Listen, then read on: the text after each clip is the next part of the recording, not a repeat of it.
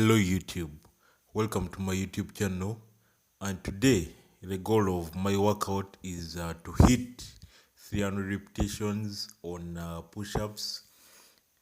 The beauty about push-ups is you can do them from anywhere, so you do not have any excuse whatsoever as to why you're not getting in shape. Of recent, I've realized that I get excuses not to work out because there is a distance from my home to the gym. So normally when I come back from work, I feel too lazy to hit the gym. I look at the distance.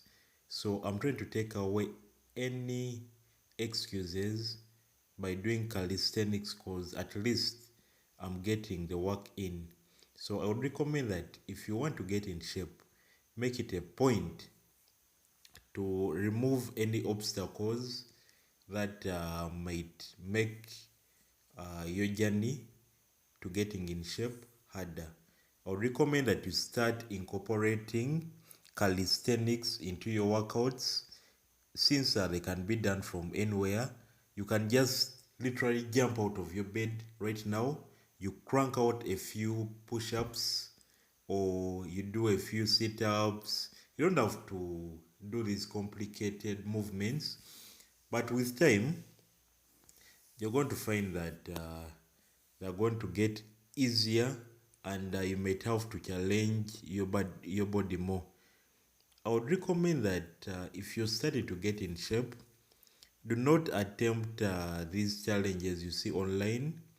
Just start slowly, and with time, you're going to increase the number of repetitions you're going to be making. Don't start off by doing the 200 push-ups in 30 days challenges. There are many flaws to such a programming. Number one is you risk getting injured because, for one, you're just a beginner. You don't really know much about the proper form. So I would recommend take your time, learn the form.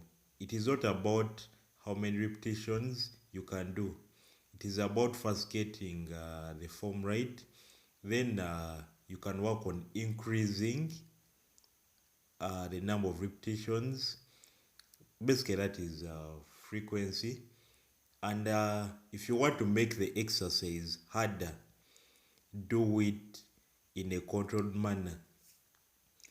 Do it slowly, control the negative, and control the positive.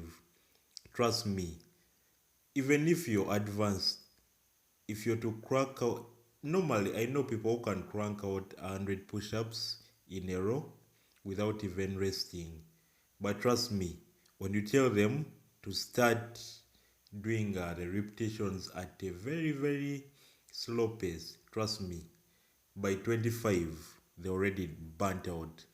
So it's not about the number of repetitions you can do, it's about how well you perform the movement. It is not always that quantity is quality. So I recommend that start small, perfect the form, keep on pushing, and then when you feel you're ready for these challenges, you can embark on them. But I recommend that when you're doing these workouts, for example, if it is a push-up challenge, make it a point to incorporate other movements. Do some sit-ups, do some pull-ups, and make it a point to incorporate the rest days, and make sure your diet is on point. These are things we tend to forget when you work out.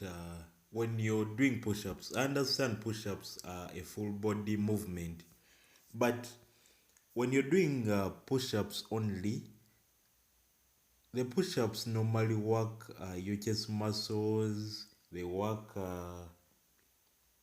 your front delts, and a little bit of a back.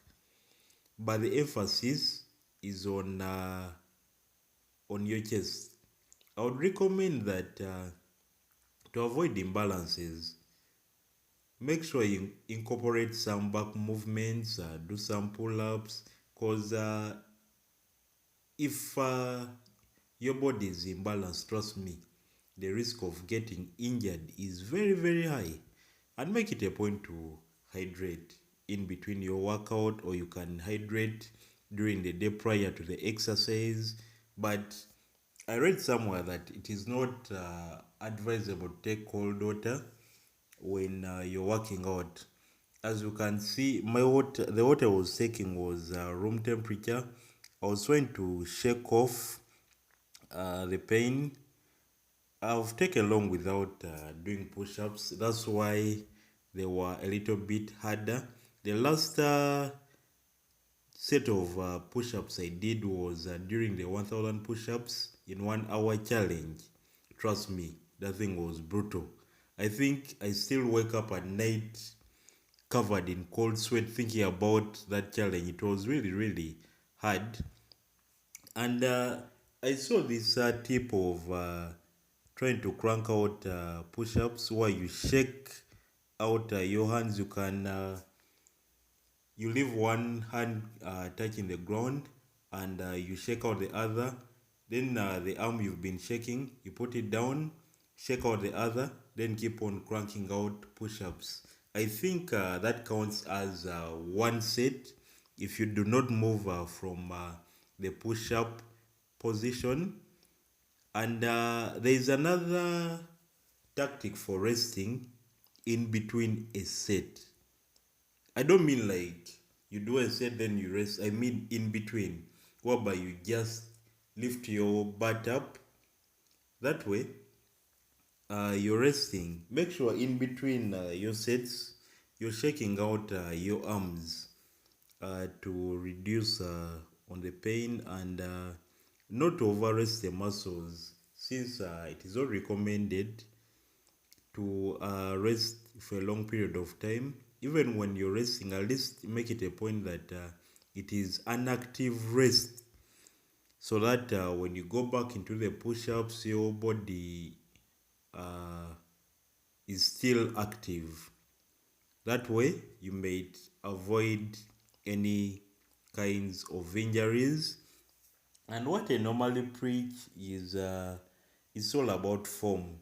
As you can see, at some points, my form was breaking down, but I kept on pushing. But I've been working out for quite some time, and I really know my body. I know how to handle fatigue, what to do, and I'm used to cranking out a few sets. Because when I'm tired, I try as much as possible towards the top to flare out my elbows and lift my butt a little bit. Some of you might call that cheating. Of course, it is cheating, but when you put your mind to a challenge, you don't need to quit before you finish the challenge. And one tip I would give all of you is you should not keep your elbows flared.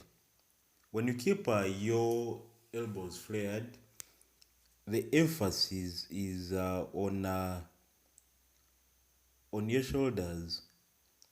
Make it a point to keep them closer to your body, so that you engage more of your triceps, and to avoid injuries, because you know your shoulders are not strong.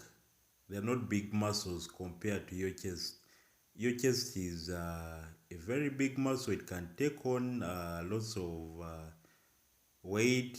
So when you use more of your chest and your triceps, trust me, the push-up movement is going to become way, way easier. Trust me, this was a brutal session, and I would recommend once in a while, take on a challenge. Challenge yourself. Push beyond the limitations you think you had. Because, in fact, the goal of this session, another goal I've remembered, was to try as much as possible to do almost each and every rep identical using almost the perfect technique. I know it may not be perfect to some because, as I tell all of you, I'm just a beginner. Here you see I failed a repetition. It wasn't easy on my part, but I came back from it. This teaches us a lot about life.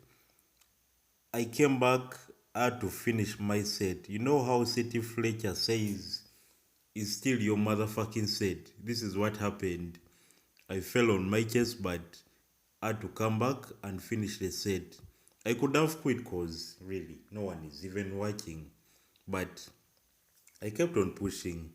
I had to push until I'd attained my total number of push-ups for the day, which, as you can see in the title, were 300 push-ups using an almost perfect. If it is not perfect, almost perfect.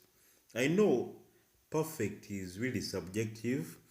To some, they might look at my form as really very flawed, but I tried my best to lock out at the top because I've noticed for my part I find it easy to go all the way down, but I find it harder at the top. Here you can see I was trying to cheat and do a wide grip because when you do a wider grip, it's a little bit easier. And when you've been doing a normal grip, you find that you're incorporating other muscles. So when you do this, it feels well good. Here, I failed another repetition. The pain I was in at that time. But of course, like I said earlier, I came on and finished the set.